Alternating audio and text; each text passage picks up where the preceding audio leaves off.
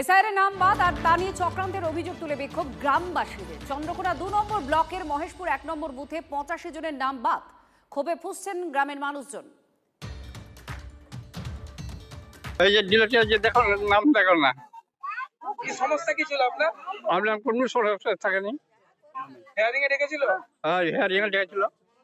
গিয়েছিলেন? হ্যাঁ, কাগজপত্র কাগজপত্র সব সব জমা দিয়ে আসছি। তারপরে কি হলো? তারপরে আবার ঘুরে আসছে যে আগে খাতুন মনোয়ারা করেছে, আগে মনোয়ারা খাতুন নেয়নি, আগে খাতুন নিয়েছে তারপরে মনোয়ারা করেছে। সেই জন্য কি ডিলেট? হ্যাঁ, সেই জন্য ওইটাকে আমাকে ডিলিট করে রেখেছে। এবারে ভোট দিতে পারবেন কি? ভোট এবারে ওইখানে নেই, তাহলে তো এবারে বাদে হয়ে যাচ্ছে, এবারে ভোট দেবো বলছি তো।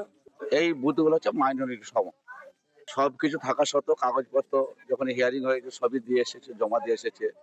তারপর দেখছি যারা 2 সালের নাম আছে তাদেরও বাদ।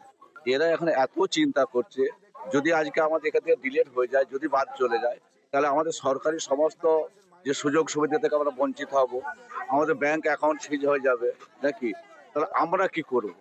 এই একটা আর একটা সবসময় ভয় করছে, এরপরে কি তারা এসআইআর হবে নাকি, আমাদের যে আসামের মতো ডিটেলস ক্যাম্পেইনে চলে যাবে নাকি। নরেন্দ্র মোদী অমিত শাহের নেতৃত্বে সাম্প্রদায়িক বিজেপি বাংলাকে জোর করে দখল করার জন্য ভারতবর্ষের নির্বাচন কমিশনকে কাজে লাগিয়েছিল। সেই নির্বাচন কমিশন বাংলার মানুষকে নির্যাতন করেছে, তাদের উপর অত্যাচার করেছে, তাদেরকে হ্যারেস করেছে। কেবল বাংলার মানুষের উপর এই অমানবিক আচরণের ফল 2026 সালে বাংলার মানুষ যোগ্য জবাব দেবে, সাম্প্রদায়িক বিজেপিকে বাংলা থেকে উৎখাত করবে।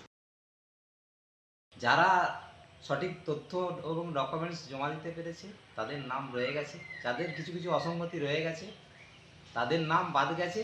ভোটের পরে তাদের নাম আবার উঠে যাবে সেখানে। আর এটাকে বর্তমানে যে তৃণমূল, তারা এটাকে হাতিয়ার করছে।